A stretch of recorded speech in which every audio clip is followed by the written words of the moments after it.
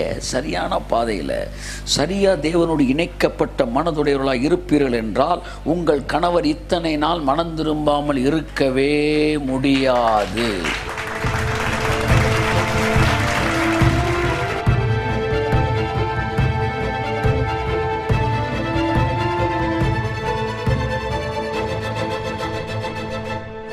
இயேசு சொன்னார், என்னிடத்தில் வருகிறவனை நான் ஒருவனையும் வெறுமையாய் அனுப்ப மாட்டேன், திருப்பி அனுப்ப மாட்டேன். நீங்கள் இப்போ அவர் சமூகத்துக்கு வந்திருக்கீங்களே, நான் சொல்கிறேன், நீங்கள் போகும்போது வெறுமையாக போகவே மாட்டீங்க, உங்களை திருப்தியாக்கி நடத்துவார். ஆமாம்.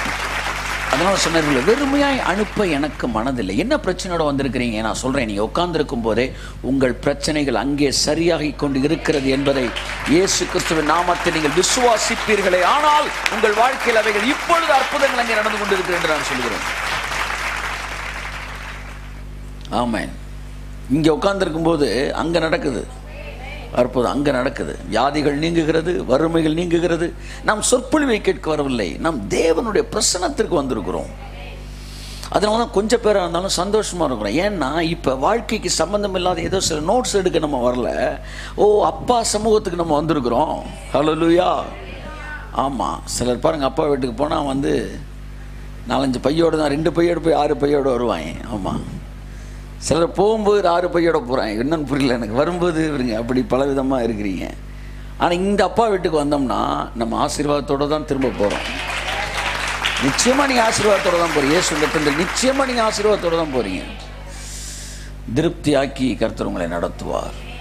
ஆகவே நண்புக்குரிய தேவ பிள்ளைகளே, இன்றைக்கு ஏதோ சில செய்திகளையும் உபதேசங்களையும் சில சத்தியங்களையும் கேட்பதற்கல்ல, தலை நிறைய இருதயம் மனது நிறைய ஆசீர்வாதங்களை பெற்றுக்கொள்வே கடந்து வருவார். அதனால தான் அந்த ஒரு கடவுள், அந்த ஒரு மனநிலை, தேவன் இருக்கிறார் என்ற சத்தியத்தை உணர்ந்து கொள்வது, உண்மையிலே ஆவி மண்டலத்தில் என்ன நடக்குது, எனக்குள்ளே என்ன நடக்குது, உங்களுக்குள்ளே என்ன நடக்குது, நான் பேசும்போது எனக்கு என்ன ஆசீர்வாதம் கிடைக்குது, கேட்கும்போது உங்களுக்கு என்ன ஆசீர்வாதம் கிடைக்குதுங்கிற மனநிலையோடு அமர்ந்து நீங்கள் போகும்போது அங்கே எத்தனை பேர் வந்திருக்கிறாங்கன்ற மனநிலையெல்லாம் தாண்டி வேறு இடத்துக்கு வந்துடுறீங்க. ஆமாம். எப்பவும் நீங்கள் கூட்டத்துக்கு வந்தீங்கன்னா அங்கே தேவன் இருக்கிறார், எனக்கு என்ன தேவன் செய்ய போகிறார் என்கிற மனநிலையுடன் வந்திருக்க வேண்டும். கர்த்தர் உங்களை ஆசீர்வதிப்பார். உங்களை தேவன் பெரிய என்ன சொல்ல தேவன் தம்முடைய திட்டத்திலும் தம்முடைய ராஜ்யத்திலும் முக்கியமான தூண்களாய் தேவன் உங்களை உருவாக்கி, பழைய ஏற்பாட்டிலும் கூட சரி புதிய ஏற்பாட்டிலும் சரி, தேவன் தம்முடைய பெண்களை கொண்டு அநேக காரியங்களை அவர் செய்திருக்கிறார். ஏற்கனவே நான் உங்கள்கிட்ட சொல்லியிருக்கிறேன், பழைய ஏற்பாடு விழுந்ததே மனுக்குலகம் ஒரு பெண்ணினுடைய வீழ்ச்சியிலிருந்து ஆரம்பமாகிறது. புதிய ஏற்பாடு ஒரு பெண்ணுடைய எழுச்சியிலிருந்து என்ன செய்து ஆரம்பமாகிறது. Devil started with a lady, with a woman, and also God also started his revival with a woman. ஒரு பெண்கிட்ட இருந்தால் ஆரம்பித்தார். அதனால் எழுப்புதல் எங்கேருந்து ஆரம்பிக்க சொல்லுங்கள்? அவன் பக்கத்தில் பார்த்து சொல்லுங்கள். உங்கள் வீட்டில் எழுப்புதல் சொல்லுங்கள், உங்கள்கிட்ட இருந்து ஆரம்பிக்குது. ஹல்லேலூயா. ஆமாம். இல்லைங்க, என் வீட்டுக்காரு தண்ணியை போடுறாரு, என் வீட்டுக்கார் சிகரெட்டு குடித்து மூஞ்சில் ஊதுறாரு, என் வீட்டுக்காரு ஒரு அம்மா சொல்லிச்சு ஒரே ஒரு யோனா, இந்த அறகுறையாக பைபிள் தெரிஞ்சாங்க பார்த்தீங்களா, அவங்க தான் பெரிய பிரச்சனையே. பைபிளே தெரியாதவன் உன்னை சொன்ன சரிங்க சாமின்னு கேட்டுக்குவான். பைபிளில் பாதி படித்தவன் தான் என்ன செய்வான், ஒரு யோனாவால் ஒரு கப்பலே ஆடலையா? எங்கள் வீட்டில் அந்த ஆள் ஒரு ஆளை வச்சு தாங்க எங்கள் கப்பலே இந்த ஆட்டம் ஆடிக்கிட்டு இருக்கு. நான் கேட்டேன், நீங்கள் ஜெபிக்கிறீங்களா? ஆமாம், நான் ஜெபிக்கிறேன், என் பிள்ளை கூட 2 பிள்ளை, ஒரு பிள்ளை ரட்சிக்கப்பட்டிருக்கு, ஜெபிக்கிறோம்.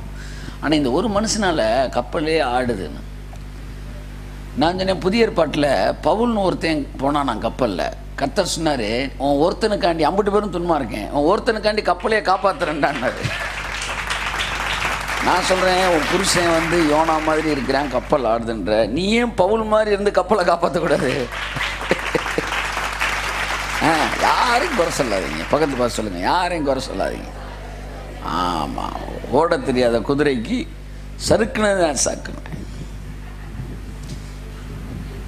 ஹல்லேலூயா. நல்ல பாடகர்களுக்கு இசையே தேவையில்லை. சொல்ல நல்ல பாடகர்கள் பாருங்களேன், மியூசிக்கை குறைச்சிடா, வேற அதான் தொடங்குவாங்க, மியூசிக்கே இருக்காது. அழகா நீங்கள் சரியான பாதையில் சரியாக தேவனோடு இணைக்கப்பட்ட மனதுடையவர்களாக இருப்பீர்கள் என்றால் உங்கள் கணவர் இத்தனை நாள் மனம் திரும்பாமல் இருக்கவே முடியாது. கைத்தட்டு அவருக்கு. இருக்க முடியாது சார். நல்ல வைத்தியனிடத்தில் வருகிற ஒரு வியாதியஸ்தன் சுகமாகாமல் இருக்கவே முடியாது. வெட்டிச்சாக்கு.